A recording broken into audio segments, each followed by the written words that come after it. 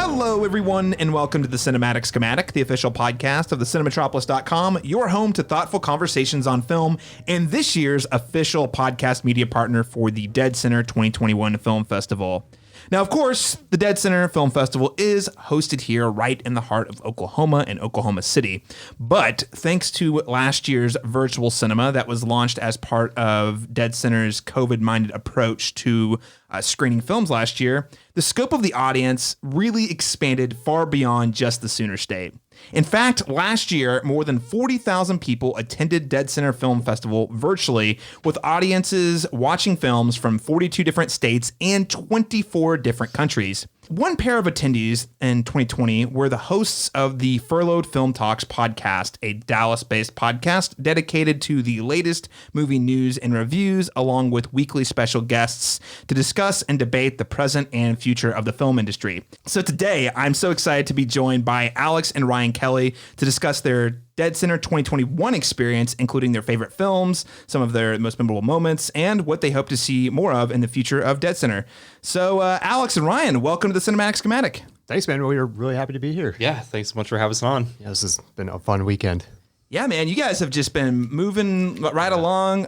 We ran into each other at the Friday night screening out in the Wheeler District, watching We Are the Thousand, and I feel like you guys have just been kind of all over the place ever since. I did a live show with you guys yesterday. So this episode's posting on Tuesday, but on Saturday, so that was on you guys' YouTube channel. But you guys have been catching all sorts of other films and shorts. Tell me about your dCFF experience. Well, the one thing we didn't do was ride the Ferris wheel at the Wheeler District. We missed out on that. Which, that'll have to be next year, possibly. Or just come back for the movies pop up. We'll check out the Ferris wheel while we're getting movies. But no, this has been an amazing experience. We've been to the Tower Theater, the Rodeo Cinema, which we both really enjoyed with the Okie shorts yesterday. We went to the Wheeler District to see We Are 1,000. Yeah. And then out to Booker T. Washington Park to see a Thunder documentary and Questlove's documentary. We got to hang out with you on Friday night after Wheeler District at the Prairie Surf Studios. Prairie Surf Studio. By the way, guys, that was the first time I'd been in there. That is a premier destination, so it was super cool that we were able to, that they invited dCFF to party there. And wow, what a soundstage. It's really cool. That thing was huge. So just to be able to be there and see kind of what the future of Oklahoma film is going to be, like that's what that right there. There's so much opportunity and so much room just to kind of blow up this industry. So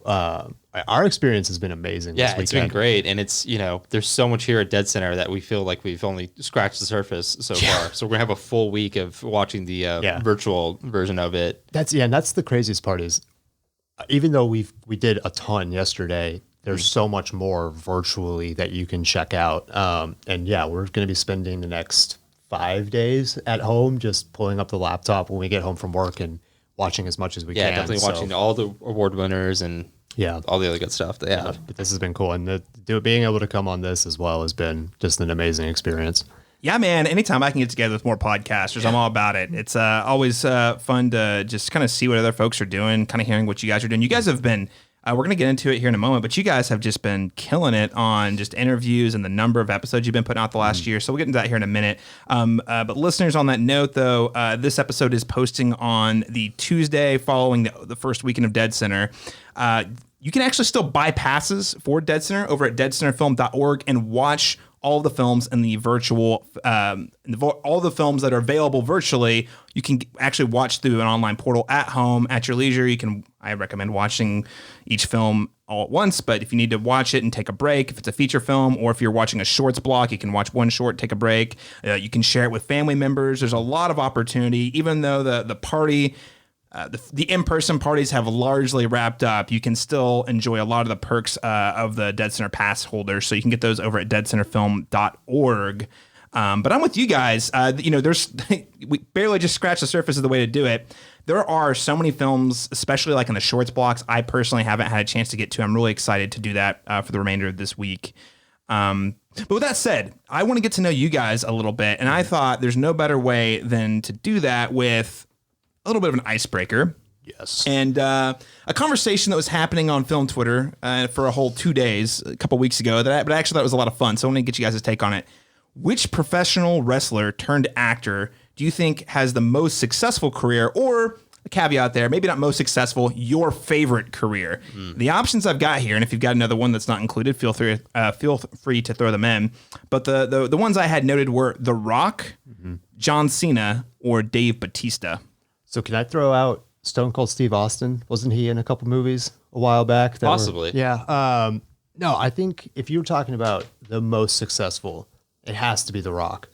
Yeah, hands down. The Rock has done so much, and he's been all over the place.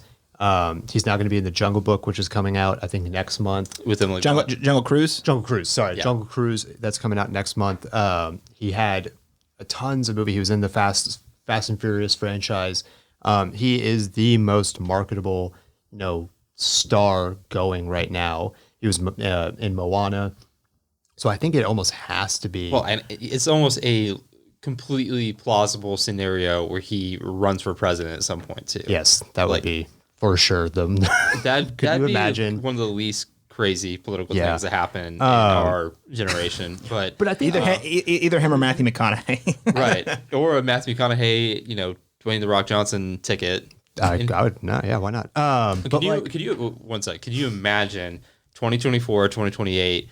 Dwayne "The Rock" Johnson versus Mike Pence. I'd love it. That'd be like the perfect scenario for our. I'm trying to forget anyway. Yeah. You just talk about mother the whole time. So that would be an interesting debate, though. At least for sure. All right. No, I think the one that is the most unlikely of all of them is Dave Bautista, because Dave Bautista not only he was in the WWE forever. But then he kind of made that switch, and nobody, I think, really kind of knew what he was going to be able to do. And then he got cast in Guardians of the Galaxy, and that really kind of showed what he was able to do, not only just action-wise, but there was that comedic timing that I don't think a lot of people knew he had. And so that was able to show a different side of him.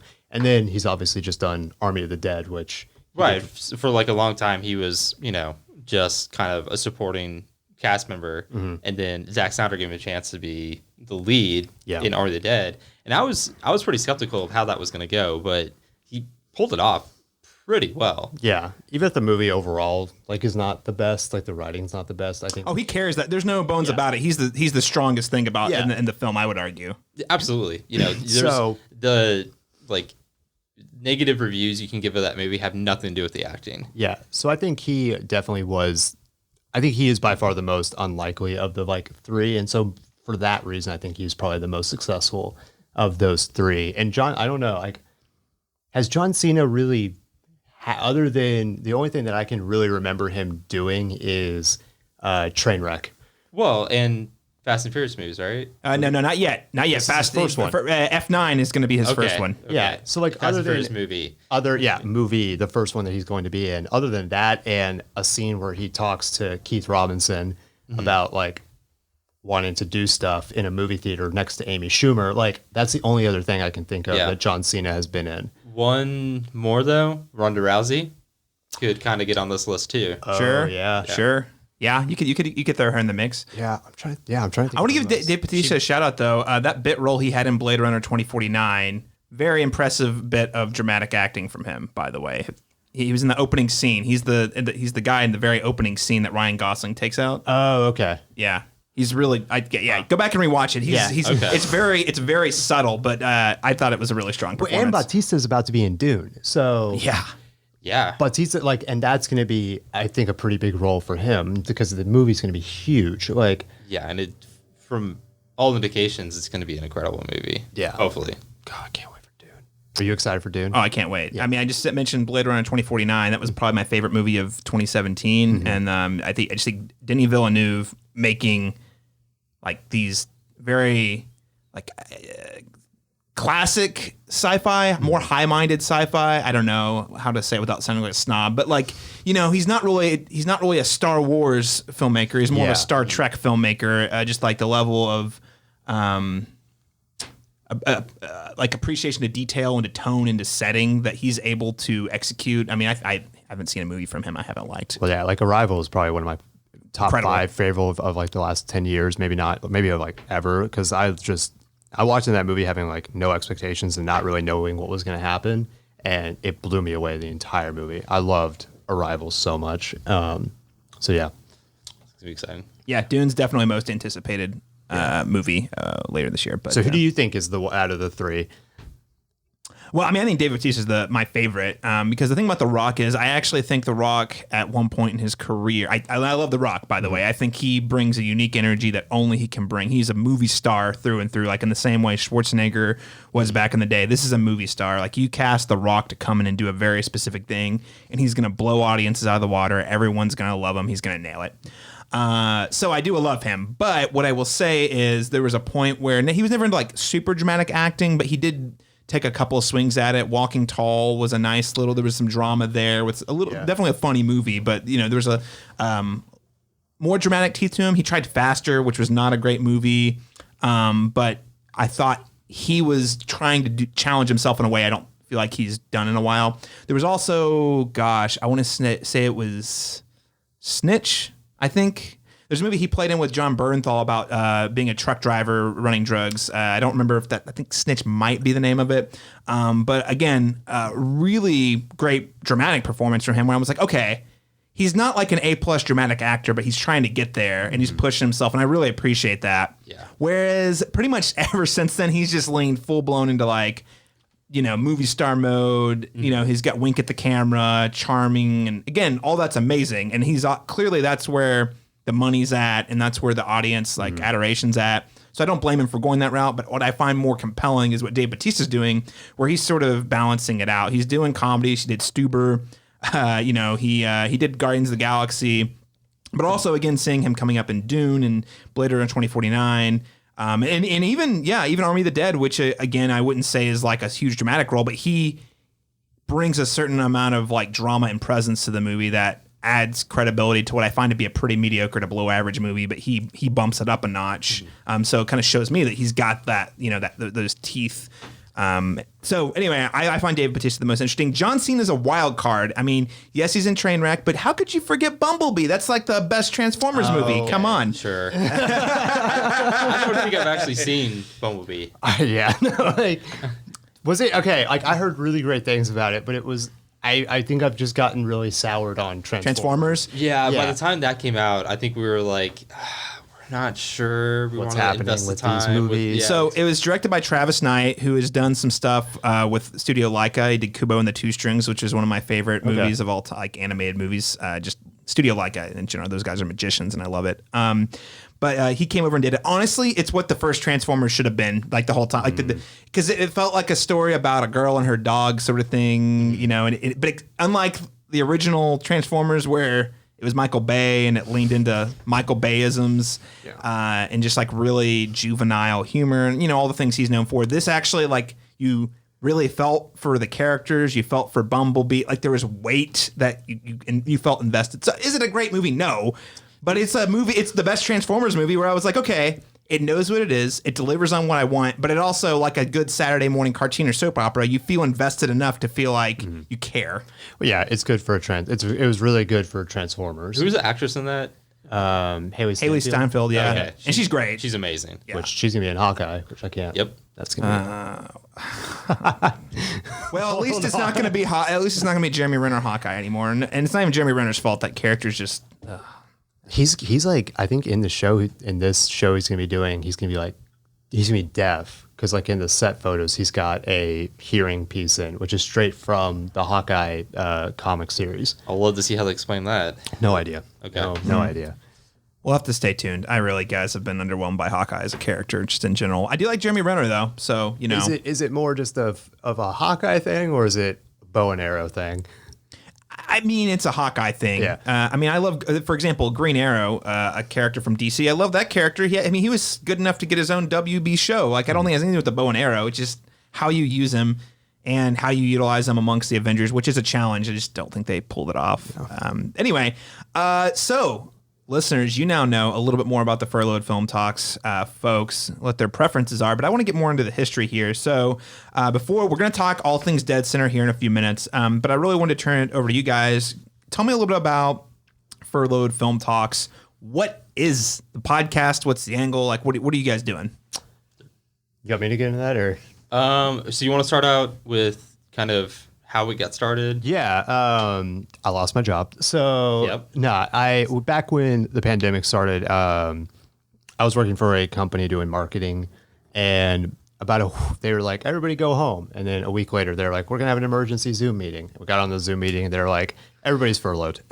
So I immediately was like, oh my God, what am I gonna do? And I'd been off and on a lot of different jobs for a while, and I finally just kind of was like, you know what? I want to go teach. I want to have something that like I know I'm going to have every single year.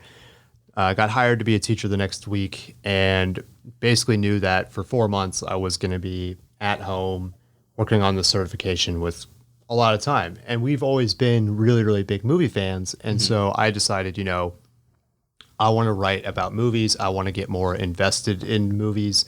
And so I started furloughedfilmtalks.net, started to put up a couple different things on the website. And then I think it was a week or two after that, Ryan literally came downstairs one day and he was like, we should just do a podcast. Like we should like literally just sit around, because we sit around and talk about movies anyways. And let's just try and do it. And it was literally this thing where we set it up one day or one night and just started talking. And it was May the 4th, and it was Star Wars Day. So we just got into talking about Star Wars, and it was about an hour later, and we ended it. We were like, okay, that was a ton of fun. Let's keep doing this, and let's just grind, and let's get these episodes out. And so I was working. I work in accounting, and we got sent home sometime in April, and work was not too crazy, and we had obviously a tremendous amount of time on our hands being quarantined for together a month and a half, however long it was. Yeah. Together up in Little Elm, Texas. And so I was like, he was starting the website. He was writing a little bit on it. I was tremendously bored with everything. I'm like, hey, we listen to podcasts all the time. Like we have pretty good discussions about movies and TV shows.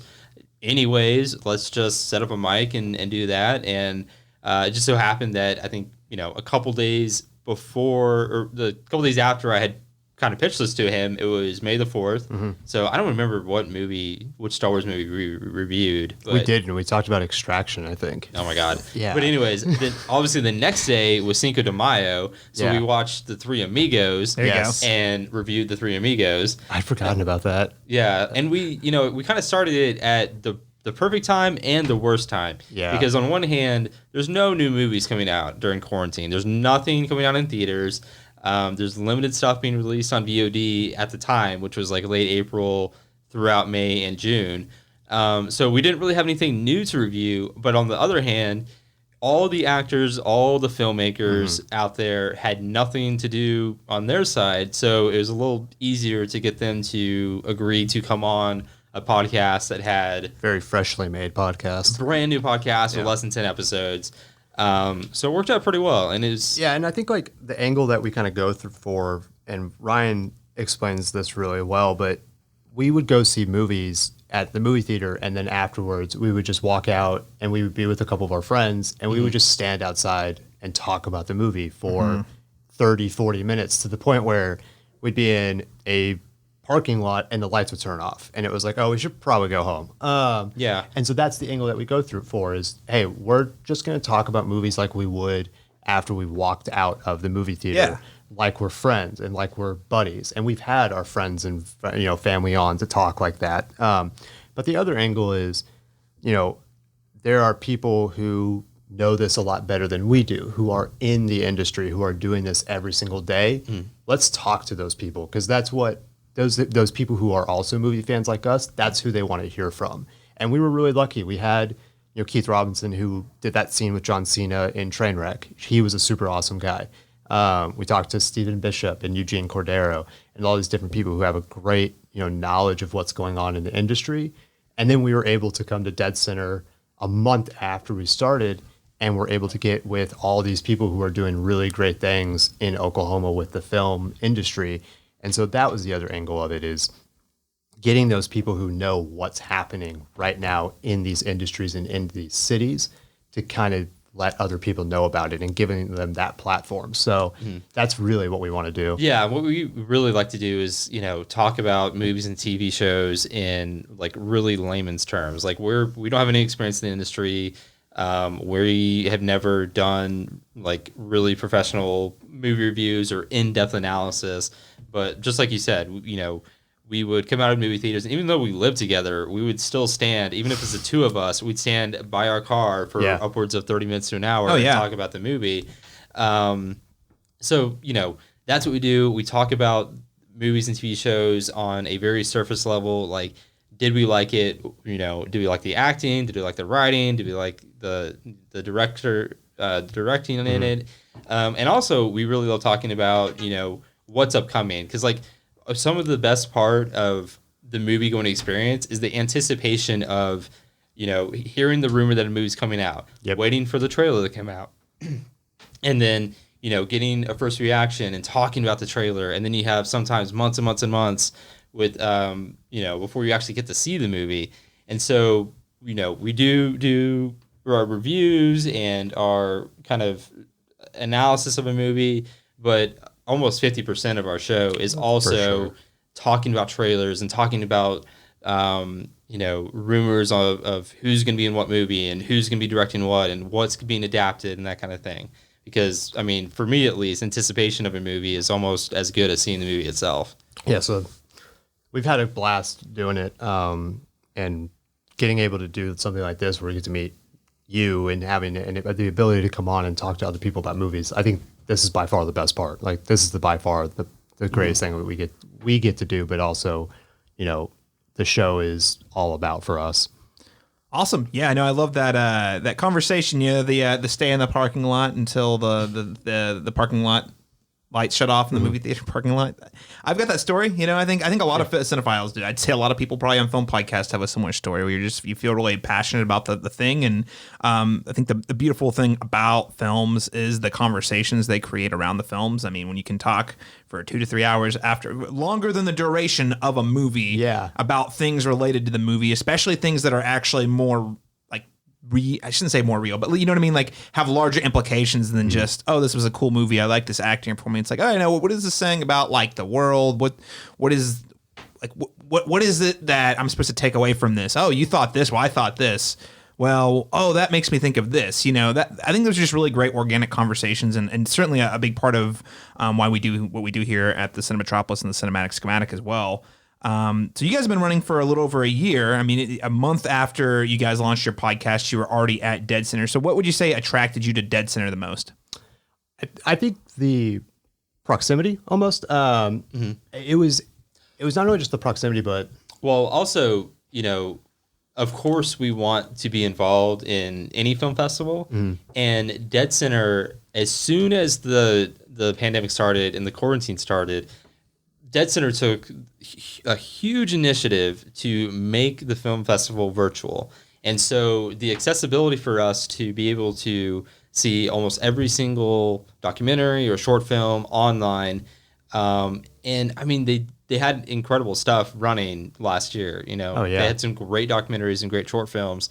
So, really the initiative that dCenter took to make it as accessible as possible was like, okay, dCenter wants us to be here, wants us to be involved, wants everyone to be involved with this. They're not trying to make this exclusive like some film festivals do.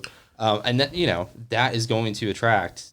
And I think honestly, and this is going to sound probably kind of weird, but the way that the branding of dCenter and the way that they market themselves versus like how the Dallas Film Festival is branded and marketed, like the Dallas Film Festival is very like she and the colors are very like muted. I think it's black, white, red. Whereas like when you come to see the dCenter Film Festival and their logos, it is bright blue, bright orange, bright pink. It is there in your face. It wants to be fun and vibrant. And so when I saw that on that website, I was like, okay, this is going to be a really cool festival to be a part of. And that's what caught my eye. And so that was really, when dCenter was like the only one that was really doing anything virtual. It was the first one that was like, hey, we're going to still continue to do this. And that was what kind of caught our eye at dCenter last year. Awesome. So let's talk a little about this year's festival. I mean, we had an all-time high selection rate, including 30 feature films, and that's along with about 150 short films that were grouped into 18 different short film blocks of programming. Jeez. Yeah, and that's the other benefit of the virtual is it allows us to have even more movies that play, right? There's the platform enables it so that because the festival runs longer via the virtual, there's more time for more feature films, and you're not necessarily competing, we only have so many screens with X amount of slots in it. It's, hey, we can actually get more out there. Some of these will screen in person, some of them won't. But I just want to get you guys' take on the festival so far this year. I mean, what would you say has been your favorite feature film, if you had to pick one, or a couple of your favorite feature films? I'm trying to think what Holy Fritz was really good. That was the one about the stained glass window, which I think that's going to win Best Documentary. Is Summer Soul up for Best Documentary here, or is that part of the awards? I think I think it is up for it. I think they typically focus on the Oklahoma features. Okay, I could see Holy Fritz doing it. We went and saw a bunch of the short films yesterday. Yeah, I don't think we've gotten a chance to see a ton of the feature films. A lot of the feature films. Most of the stuff we've seen are the shorts and then the documentaries. We saw We Are the Thousand, which was Friday night. That was really interesting. And we talked about that yesterday on our podcast, which I need to get that episode out. So that will be out tomorrow, or it'll be out Monday. And that was a really interesting one to look at, kind of the love of music. But when we went and saw the shorts yesterday, there was one that was, I think, about 2 or 3 minutes long. It was called Phantom Power. Okay. And it had, the very ending of it is one of the kind of creepiest things that I've seen in a short film, I think ever, in a while. I don't really know. But that to me was one of the coolest things. But overall, with this year at dCenter, if you are in Oklahoma City, or if you have the ability to come out to Oklahoma City, or if you have the ability to come out next year, come out and check out this festival, because it's not just one theater. You can go out to Rodeo Cinema and have a really different kind of experience. You can go out to a park and see a movie. You can go out to the Wheeler District and see a movie, or you can go out to the Tower Theater and really check out that area. There's so many different places and so much variety out here that if you have the ability to come out for this week, one of those weekends, come out and check it out, because it's so freaking cool. Yeah, and it's kind of cool. Wherever area you go to, there's also a ton outside of the festival to do, right? So outside the Tower Theater, you can wait 4 hours to get a tattoo. At the Willow District, you can ride the Ferris wheel. So was that your favorite tattoo or body piercing? Either or, right? Yeah, whichever one you want. Was that your favorite short film? The Phantom? The Phantom, yeah. Oh, it's called Phantom Power. What was the other one?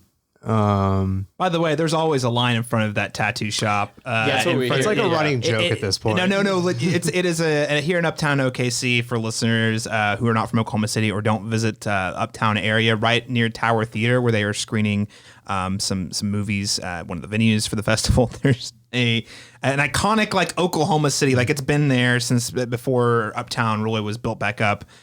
Where there's perpetually a line. Yeah. I'm perpetually. Anytime they're an hour before they're open, an hour after they closed, every single day. Is it always a rite of passage to go get a tattoo? I don't understand it myself. I'm going to find out, because I always pass and I'm like, is this must be the place for people who are really obsessed with the tattoos. I kind of want to go get a dCenter tattoo there.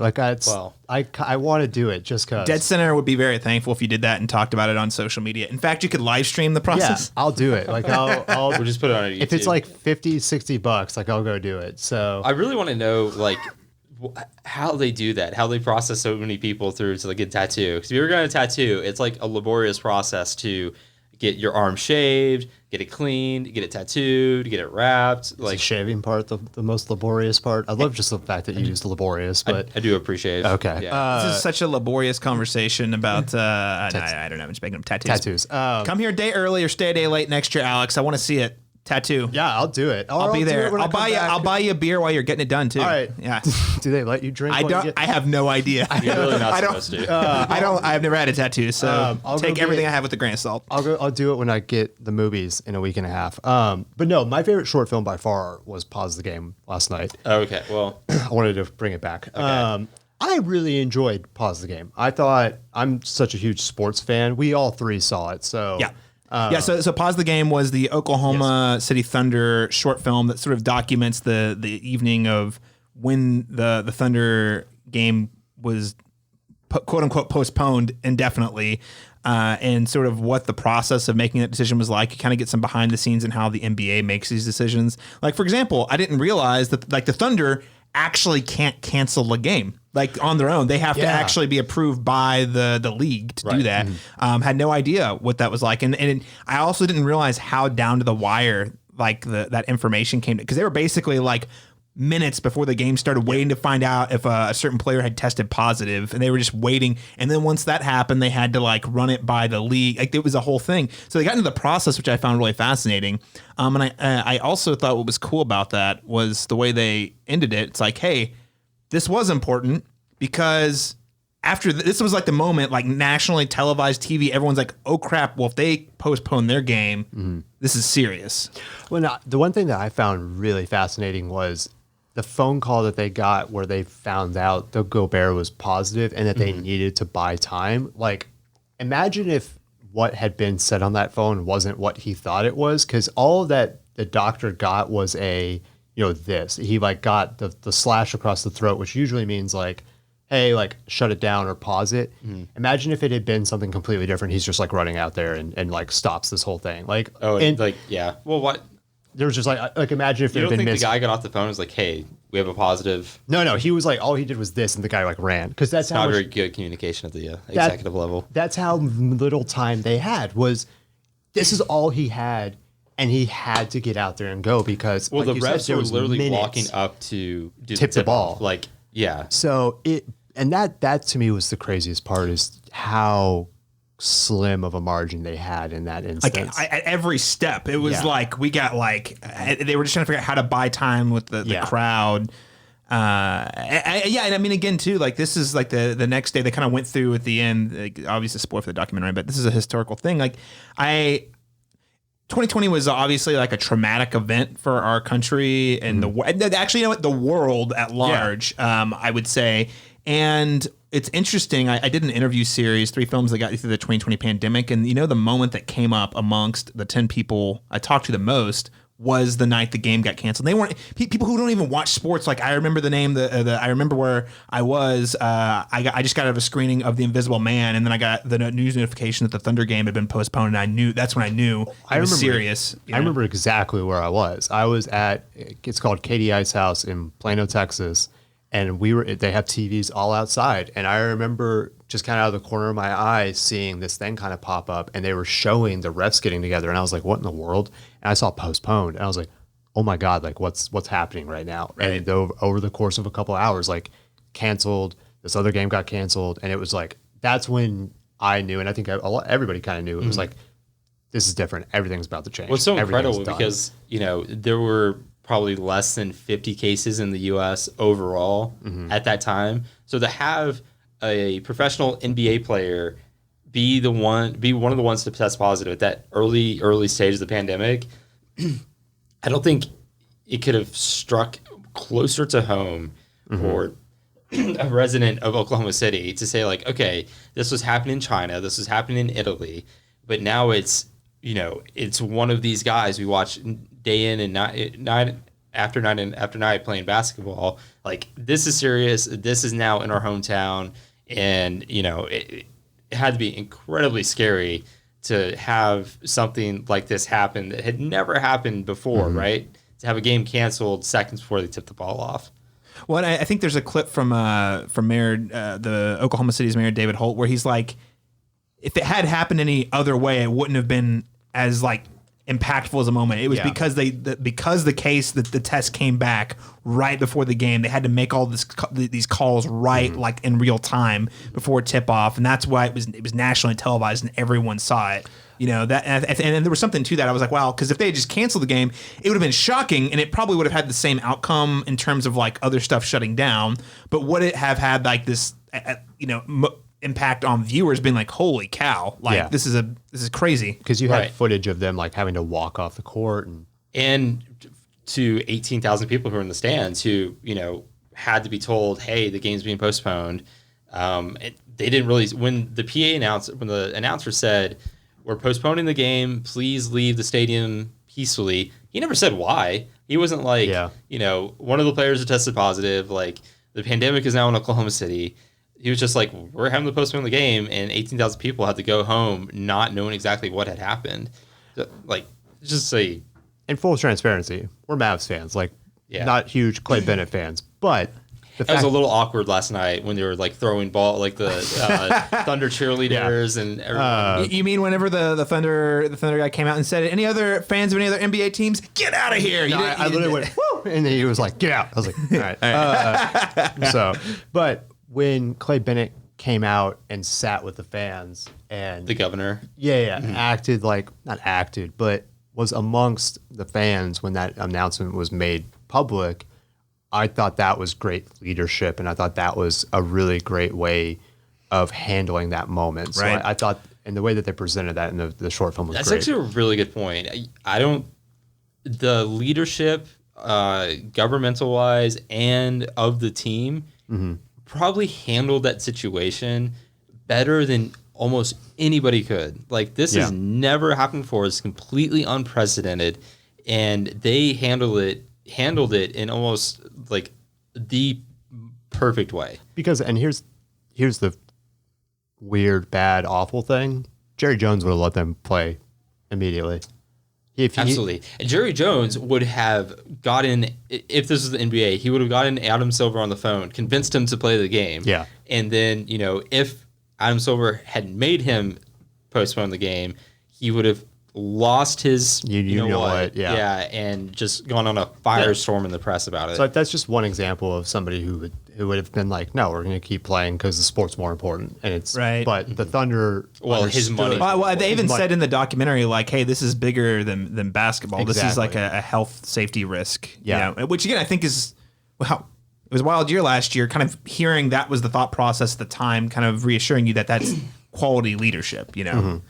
No, I thought that was a great documentary. That was probably one of my favorites as well. And just because I kind of go back to, the old saying, like, I remember I heard when 9/11 happened, they're like, you're always going to remember where you were when the planes hit the towers, which is true. I know exactly where I was at. In the same way my parents remembered where they were when JFK got assassinated. Mm-hmm. I mean, I really do think this is the closest we have in terms of like the 2020 pandemic, the closest you have of like a historical moment where everyone like just had a realization. And I'm not like a huge sports person, but like you understand like the ramifications of them pulling a game in real time on live television is just insane. Well, yeah, I don't remember where I was when Tom Hanks got diagnosed with COVID, so that was like the big one. That was a big one early on. Yeah. Was that before or after the Thunder? I think it was after. It was after. It was a good bit after. That was a huge thing. And that's why, like, where that was, Mo, like he has it, where this was a huge moment. And actually the Mavericks had a similar situation happen because the owner of the Mavericks, Mark Cuban, there's a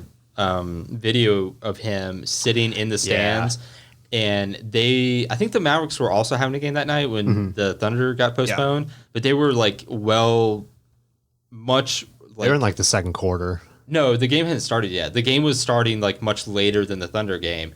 And Cuban like got the text from somebody that the Thunder game had been postponed, and actually it might have been a little bit after. It might have been when they actually like shut down the season, and Cuban got the text that the season was over. It was over because the game was going on. Like the game was going on, and he got the message, and he was like he reacted like, oh my god, and so he's like, I don't remember when the Thunder thing happened, but I do remember seeing on social media the video of Cuban like getting the text, and then in classic Mark Cuban fashion, like running around and freaking out about it. Yeah, like Michael Finley next to him. Yeah, but I mean, like, I also thought coming out of this being the year after 2020, again, we're not fully 100% out of this pandemic mode, but we are certainly much further along and closer to the end of it than we are at the front of it. So seeing that play as part of this year's dCenter as a retrospective, I think is just another really great way to say, hey, it's okay. We can process what happened, guys. It was crazy. And I thought this was a really great addition to the festival for that reason. Well, I think the way that it ended, where it was like, next season or the 2021-2022 season, we are expecting 100% capacity. And I thought that was a great way to kind of end on a positive note, where you have 22 minutes of this very harrowing moment and a lot of background on it. Let's leave this on a positive note because things are looking up. This last year did suck, but we are getting better. Everything is getting better. So I thought that was a great way to end the documentary. Well, and also kudos to the NBA. They actually finished the season in the bubble, which again, I thought, again, there was a lot of different, every league kind of tried a different thing, but the bubble seemed to be the most foolproof methodology. I give the Thunder credit. They didn't have a single positive test this whole season. And I think that's impressive. And out of, what was it, 30,000 tests or something? It was something nuts. They had it at like the end credits. The number of tests that the players and coaches and everyone had taken, go under. It was zero positives, and that's really impressive. So yeah, that was Pause the Game. Obviously, it made quite an impression on all of us. I would say that was definitely among my favorite short films as well, just because again, it's last year. I feel we're going to be processing the events of 2020 for decades at this point. For the rest of our lives, probably. Yeah, probably. But this is like another one of the documentary that I think in a good way, without being like totally confrontational, was also like, guys, this happened. This was a really important moment. Yeah. Here's kind of what it looked like. It's documented. And here's sort of like what we took away from it, looking back at it, over a year later. So do you guys have any other films or short films you want to shout out before we kind of move on in the conversation? Yeah, I have two from the short films yesterday. The Skull Crawlers, which is I should have looked up their names, but it's a pair of I followed them on Instagram. Guys that do horror films, and they started actually during the pandemic last year. They, like everyone had a ton of time on their hands, so they set up a camera and started doing horror short films. It is Orrin Punkilla and Carrie Thomas Cody. And they had which is a really unique concept, an anthology series within a short film. So, and the way they structured it was, do you remember how many it was? 3. Mm-hmm. So they had 3 different short films based on a classic 80s horror concept, like Carrie or Aliens or Killer Elves, which might have been an 80s thing. At some point. And then, but and the name of it was The Writer's Room. And the way they tied these short films together was showing them actually coming up with the concepts of these short films over pizza and beer. Yes. Right. So it's just 2 guys hanging out, and I think they were watching something, and they're like, "Oh, we could do better than that." Yeah, they were watching like a made up horror movie. And they're like, "This movie sucks," and like, they could do better. What do you got? And one of them would start describing a short film. It would fade into that. That was really fun. And then You're Not Safe in Your Own Bed. Yes. Was probably out of everything I've seen in dCenter this year, was the best shot films, like cinematographically, and it was beautiful. It was a beautiful short film. The premise of the short film was basically centered around sexual assault within a college environment, and kind of the emotional toll that would take on somebody, and how a young woman would deal with that, who she would tell, how she would process going through that experience. And it had a beautiful kind of look at that kind of experience. But my God, like the way they shot the film was absolutely beautiful. I really liked that one. So that was a really good one that we got to see at the Okie Shorts yesterday. So yeah, no, we've seen some good stuff, and we're going to be watching a lot more stuff over the next week. So dCenter has been very good to us so far. It's been fun. Yep. Awesome. Well, again, I'm blown away by the number of film options we had this year, and it looks like in some form or another, we don't know exactly what it's going to look like, but dCenter is going to continue to incorporate some aspect of the virtual into the festivals of the future. So outside of the films, though, I mean, you've mentioned a bunch of the locales that you guys have hit up, which has been awesome. Has there been any specific experience that has stuck out to you the most?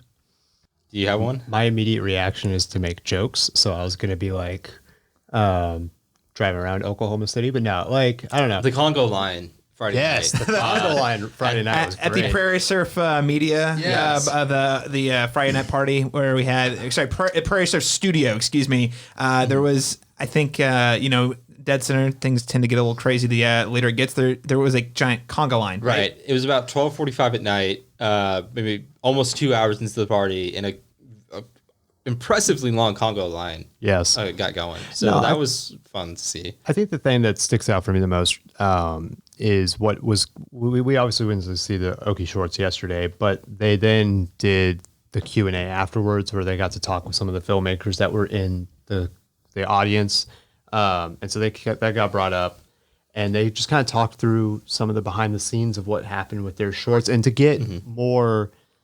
The thing that I always love is to get more background on each of these people and to kind of understand where they come from. And I always find that really interesting because when you go see a movie in a movie theater anywhere, you're not getting to see who made that movie unless you do a ton of extensive research and watch a ton of videos. But when you're at a festival like that and these people get brought up and you're answering questions and they're giving you more background on the process of how they made that movie, like the Skullcrawler guys, they talked about they just wanted to start their own movies and they wanted to make their own short film. And so they started it during the pandemic. Getting that information was really, really cool. So I think that's something that really stands out to me. Yeah. I would say actually overall, the people, not only the people who have been running dCenter, but also, everyone last night at Booker T, Washington, everyone at the Wheeler District, everyone has been incredibly nice and incredibly welcoming. Yeah. You have been great, welcoming us into Oklahoma City and onto your podcast. Is the just friendliness and welcomeness of everyone involved with dCenter has been incredible. And I think that's probably my biggest takeaway. Yeah. Is just, it's been a fantastic experience coming up here and being a part of it. I mean, like last night, I went to Kindred Spirits for the after party, went by myself and was kind of like, I think I'm just going to be there for a little bit, jet out after. Stood there for maybe 2 minutes and I just said something to somebody, like he had a Paramount Pictures shirt on. I was like, oh, I like the shirt. We talked for 2 hours. There you go. So I was like, oh, do you know Caleb? It was Noble Banks. No, Noble Banks, yeah. Yeah. Yeah, and no, so Noble. like I was just talking to, I literally just talked to him and then I talked to, and I'm blanking on his name now, so that's awful. But Noble is a TA at Metrotech and it was the teacher was also there. And Jacob's so, novel? Yes. And so yeah. we were talking with him and we just literally, I think I got there at 11:45. I didn't leave till 1:45. And we just talked for 2 hours about movies and film and everything going on. So I think that shows how inclusive and how welcoming everybody here is. I just was by myself and just said like, hey, and then we struck up a conversation. So, that's that. Maybe that's the biggest takeaway that I have. I'm going to change mine. No, and that's really cool. And we talked about this on your show a little bit, and so I won't be a little repetitive. But I mean, I think one of the reasons I personally planted a flag here, in Oklahoma film and dCenter in particular, is there is that friendliness. Everyone sort of wants everyone to succeed, and it's not. No one's really above anyone else. They just want to talk in here. If you got a cool idea you want to pitch, you can pitch it to someone at these parties. No, people aren't going to blow you off. And sometimes the larger film festival, it gets a little more. People are starting to look out for themselves a little bit more, I would say, in my experience. A little more stratified. But that's what they said yesterday in the Q&A. Somebody said it's not competitive, it's collaborative. Exactly. And I like that. I like that mentality a lot where you don't always need to be competing. In these types of things, you can be collaborative. You can share ideas. And so I think that's huge. Well, and the thing is, at least in the filmmakers I know, it's tight-knit community. People know what other people are working on, and when they see one of their peers have a success, they're like, oh man, I can't believe this person got to do this. That's really cool. And instead of being like, well, screw that guy, they're like, or screw that person, or, oh, I gotta one up them. Like, it's like, I gotta do better. I gotta get on their level, and then they share that knowledge too. Again, like everyone really is trying to get better and grow as a community, not just as a specific individual or a specific team. When I gotta shout out one person, Crystal, who does the PR for dCenter. Oh yeah, Crystal, amazing person.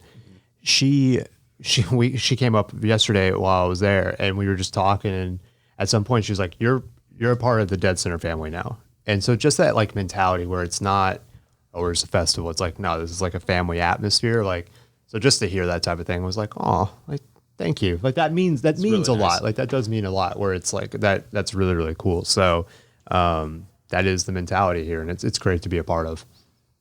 Awesome. Well, I'm super excited that you guys have had a similar experience to, I think, a lot of folks, myself included, coming around in 2014 when I started work, covering the festival, and people just, what do you do? How do you like movies? What brought you to the festival? What are you hoping to achieve? I think that's really what highlights it. And one other thing I want to call out there, just to add on to what you were saying, is all the volunteers at dCenter this year. I mean, we mentioned a few of the incredible staff members, but the volunteers, people who are putting in their blood, sweat, and tears just to ensure this festival is happening. Everything from sort of like taking tickets to watching doors, to helping films get where they need to go, wrangling people at some of the in-person events. Like the volunteers are also doing just an amazing job. So shout out to you all of you volunteers that are listening. Now, I have to say, what is it you are hoping to see in future years at dCenter, or even just other film festivals in general?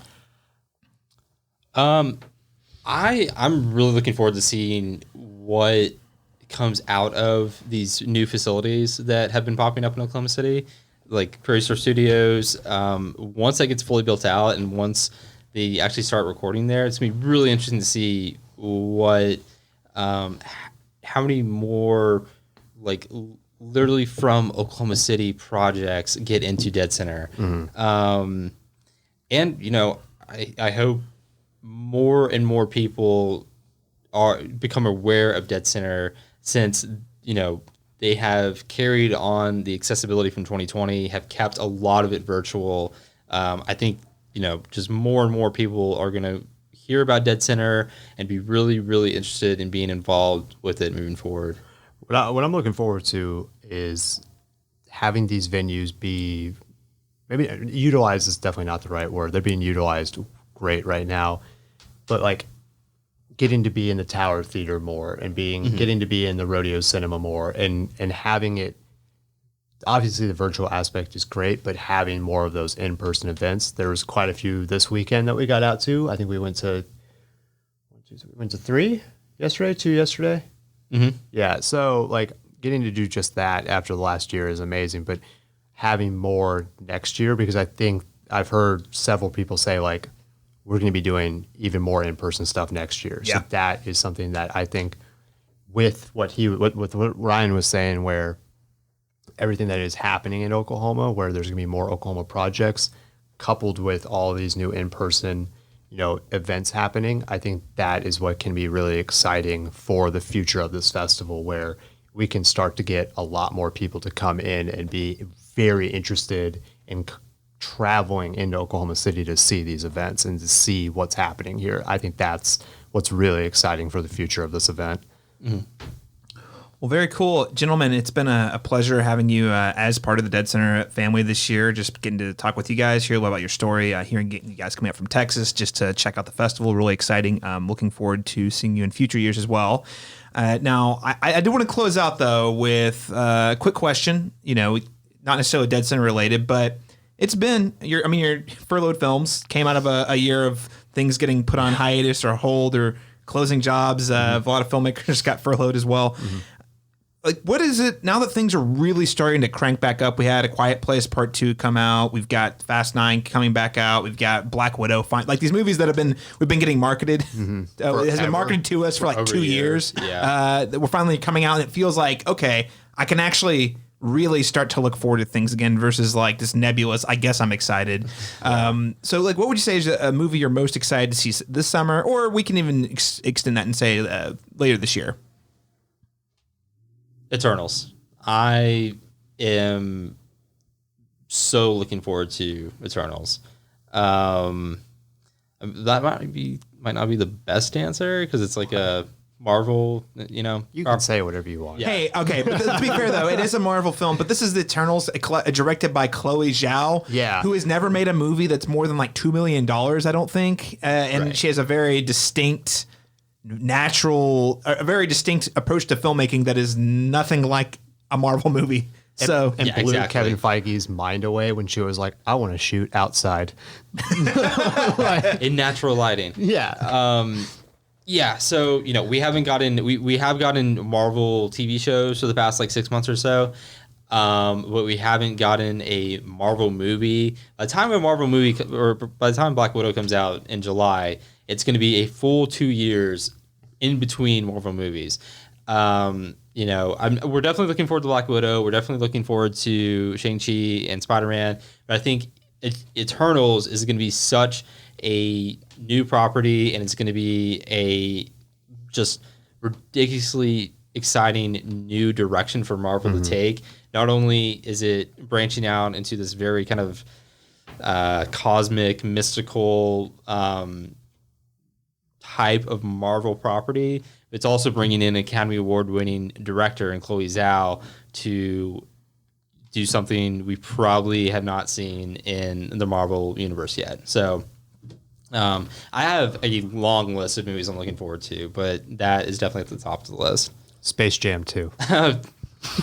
Space Jam 2. I mean, I'm not going to lie. I can't wait to watch it. I wouldn't say I'm looking forward to it, but I'm morbidly curious is the right word. Nah. You're fired, by the way. Thank you. I can't wait to see that movie. No, it's going to be fun. I'm really interested in, obviously, Eternals.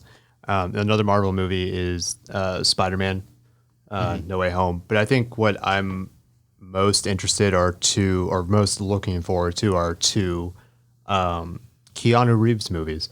I can't wait for Matrix 4 because there's like no details about it. There's not even a poster yet. This is coming out in December, guys. This is going to be out in like 6 months, allegedly. And there's nothing for it. Nothing. So that to me is very intriguing on not only like what the movie's going to be about, but really what are they going to like release? Like what information are they actually going to give us?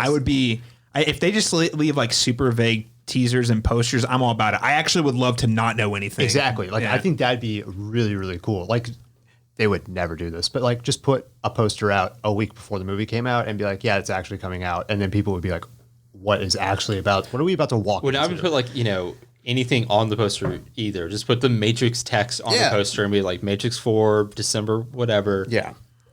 So I think that's really intriguing because we are so close to that coming out and there's really no information. And then guilty pleasure John Wick 4. Like that one's a ways out though. That's like 2022, but I'm pretty pumped about it. It's filming right now, I think, right? Yeah, it's right now and they've been announcing some different cast members for it. But those movies are just a wild, action-packed, ridiculous I love those movies so much. And they put a Dallas Maverick. He wasn't a Dallas Maverick back then, but he is now. Boban Marjanovic was in the first couple minutes of John Wick 3. Mm-hmm. He got killed with a book. So he put up a really good fight, though. Yeah. So I think those are the two that I'm very much looking forward to the most. I think those are both great selections. Yeah. I'm pretty pumped about Dune. You mentioned that one earlier. Yeah. Super excited. Also, The Green Knight. That movie that was supposed to play at South by Southwest March of 2020. It's finally coming out at the end of July in 2021. Super hyped about that. That's actually by a Dallas filmmaker. Yeah. Lowry. Yeah. David Lowry. He's Dallas based? Mm-hmm. I had no idea. Well, he works out of Dallas. Sometimes he's from Dallas, but he does the majority of his work actually out of Vancouver. Yeah. Okay. But he went to high school in Irving, which is a suburb of Dallas. It's actually where the Dallas Cowboys used to have their stadium. Yeah. And I think it's Sailor Bears Studios is his company or something like that. So, but he did a Ghost Story. Ghost Story is great. Pete's Dragon. Mm-hmm. That's probably the best of all these like Disney live action adaptations. I'd say the most interesting anyway. And then he's filming Peter Pan right now. Is he really? Yeah, like a live. Or I think it's Peter Pan and Wendy or something, but it's like a Peter Pan live action movie. He was loosely involved with Jockey, which was Ryan. I'm forgetting his last McDermott. I don't think that's right, but it has Clifton Collins Jr. in it, and which we saw as part of South by Southwest. No, that was Sundance. As part of Sundance, right? and it's going to be released this autumn or this fall. This fall from Sony Pictures Classics. So In theaters. that's another Dallas-based filmmaker. So Very cool. I also always forget that Lowry did The Old Man and the Gun, which was a tremendous movie. oh man, yeah, That was a great one. But Green Knight, I forgot about that one. That one is probably at least top 5. I don't want to get too far off, but what really is that about? Because like I've seen the It's about the trailers. Arthurian legend, the Green Okay. Knight. That's all. That's all I need. And I know the concept is it's Yeah. going to be a weird David Lowry twist, and not. That's all I need to know. The trailer's great. Because like I watched it and I'm like, okay, like I think I kind of understand where it's going, but then like the last 10 seconds of the trailer, I'm like, I don't know what in the world is going to be happening in this movie. I think it's loosely like the knight loses a bout against that giant tree, Okay. and then he has to like go avenge some. I'm so in. Never mind. I don't need to know anything more than that. And it's starring Dev Patel, who I think is an greatly underrated talent. He is. I would say, like, I'm excited about. Dune's kind of a special one because it's not weird space between. It is a huge studio blockbuster that's made by an independently minded filmmaker that I still can't believe he's getting $200 million to make it. But that one's kind of a weird one. But I mean, I know it's incredible. I hope it keeps happening. I really hope it's a hit, unlike Blade Runner, which was incredible. And it was not a blockbuster or a box office hit. But so that's kind of the exception. But I would say outside of that, I'm excited about the MCU movies. I'm excited about Fast 9. I love those. But I will say the movies I'm most looking forward to are those like indie films that I heard about. Either maybe it wasn't even a trailer, maybe it was just a poster, or we had like one teaser for it, a couple of years ago. And it's like, all right, let's get back to seeing some of these in the theater because they just haven't had there's been far fewer like A24 type movies that have come out through during the pandemic. There's one that was a trailer yesterday. There was a poster in the Rodeo Cinema called Werewolf Watching. That looks interesting. Like the cast is pretty good, so I'm ready to check that out. The next 6 months are going to be jam packed with movies coming out. We're gonna be busy. Everybody's gonna Especially be really busy. the October, November, December timeframe. It's gonna be fun. Very cool. Well, Alex and Ryan, this has been a real pleasure speaking with you today. Just get to know you and hang out with you guys over the weekend. Where can our listeners keep up with you and your work at Furloughed Film Talks? Yeah, so we the website's furloughedfilmtalks.net. If you go there, all of our episodes are listed there. If you have another place that you like to listen to your podcast, we're available on Apple Podcasts, Spotify, Google Podcasts, pretty much anywhere you want to listen to your podcasts. If you want to check out our YouTube, it's Furloughed Film Talks. Subscribe. We live stream from there pretty much every week. We have our Instagram, which is at Furloughed Film Talks, and then Twitter at Furloughed Film. Furloughed is FURLOUGHED.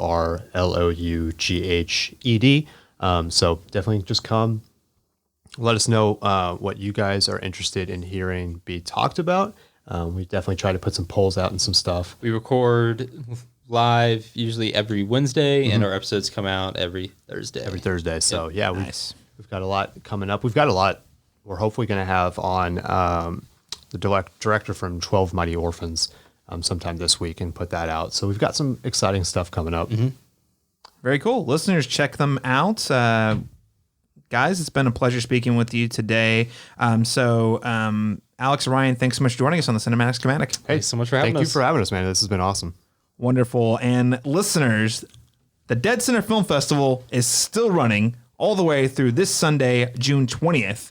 And while most of the in-person events have concluded, there are still all of these wonderful films that you can catch on the virtual cinema, and you can get your passes over at deadcenterfilm.org. So if you were interested in any of the films that I talked with Alex or Ryan about, go ahead, head on over, buy a pass. You'll have a few days to watch all of the great films, both narrative, documentary, and short film. And if you are in the Oklahoma City area, I do want to encourage you to buy a pass and plan on checking out Mickey Reese's Agnes, which is playing as part of a special one-night-only screening at the Rodeo Cinema on Saturday, June 19th at 8 p.m. Central Standard Time. Now, Mickey Reese's Agnes actually had its world premiere at Tribeca, so this is a rare opportunity for you to get to catch it that closely to its world premiere. I highly encourage you to check it out. It's going to be a great time. And for more thoughtful conversations that excite, inspire, and connect filmmakers and film enthusiasts across the state of Oklahoma and beyond, you can subscribe to the Cinematic Schematic via your preferred podcast app, including Spotify, Apple Podcasts, or wherever your podcasts are found. You can also head on over to deadcenterfilm.org for more information on any of the films we talked about today. Thanks so much for joining us. We'll catch you again next time.